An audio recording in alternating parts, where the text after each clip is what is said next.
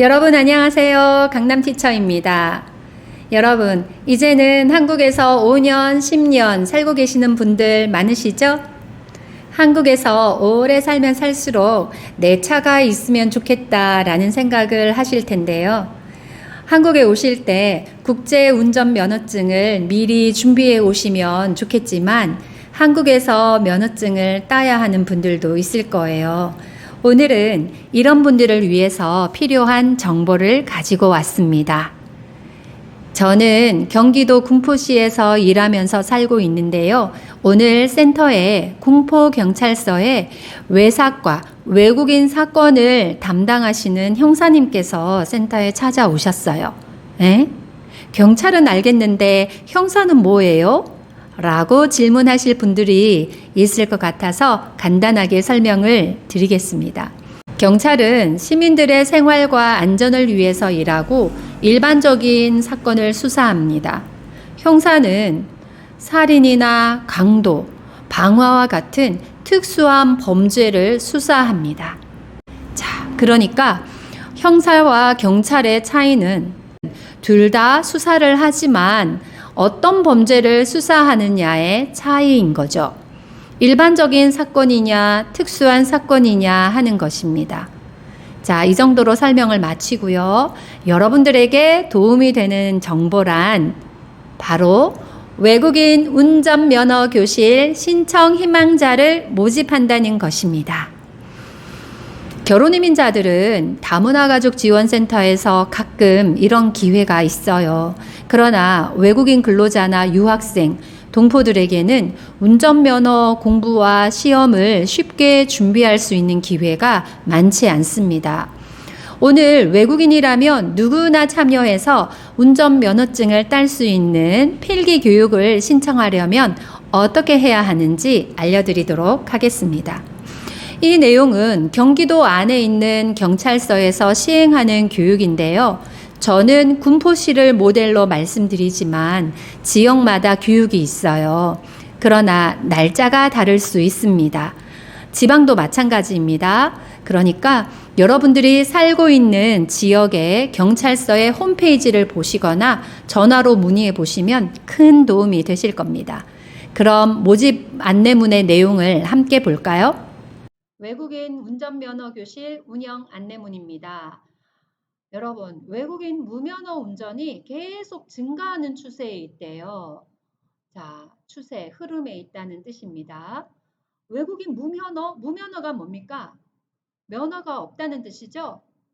면허가 없이 운전을 한다? 뭐예요? 법을 어기는 것이죠. 바로 불법입니다. 자, 그런데 통계를 보면 2018년에 400명 정도였고 2019년에 530명, 2020년에 632명, 2021년에 528명이 무면허 운전을 했다고 합니다. 자, 그러면 구체적으로 외국인 무면허 운전 사례를 보겠습니다. 2021년 11월에 무면허 외국인 근로자가 사업주의 차량, 사업주는 사장님이죠. 사업주는 사장님. 차량으로, 차량은 차입니다. 차로 외국인들을 출근시키던 중 교통사고가 발생했어요. 즉, 사장님의 차니까 뭐예요? 회사 차죠? 회사 차로 외국인들을 출근시키던 중에 교통사고가 발생했는데 같은 차량 동승 외국인, 여러분 동승이라는 말은 같이 타고 있었다라는 뜻입니다. 동승 외국인 3명이 전원 사망했다. 전원 모두 사망했다. 그래서 이 무면허 운전을 외국인 근로자가 하도록 방조하다, 내버려 두다라는 뜻입니다. 방조한 사업주, 즉 사장님을 형사처벌했다. 그 형사처벌의 내용을 보니까 1년 이하의 징역, 감옥에 가거나 300만 원 이하의 벌금이 있어요. 여러분, 무면허 운전을 한 외국인도 이런 벌을 받지만 사장님도 무면허 외국인 근로자에게 회사 차를 운전하게 하면 사업주도 무면허 운전을 한 것과 똑같다. 그래서 사장님도 똑같이 벌을 받게 된다라고 말하고 있습니다. 사장님께서는 외국인 근로자가 무면허 운전을 하지 않도록 조심해야 하고 그리고 운전면허 교실에 많이 참여할 수 있도록 도와주셔야 합니다. 라는 뜻이에요. 그리고 참여를 원하시는 분들은 경찰서에 외국인 사건 부서 외사과로 연락하시면 자세히 안내해 준다고 합니다. 이 교육을 받으시면 혜택이 있어요. 먼저 학과시험, 즉 필기시험이죠.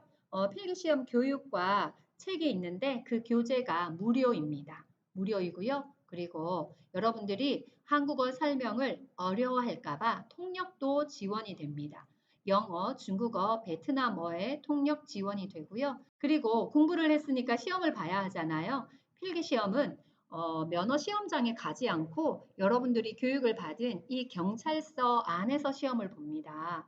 그리고 시험도 한국어 시험이 아닌 영어, 중국어, 베트남어로 시험을 볼 수가 있어요.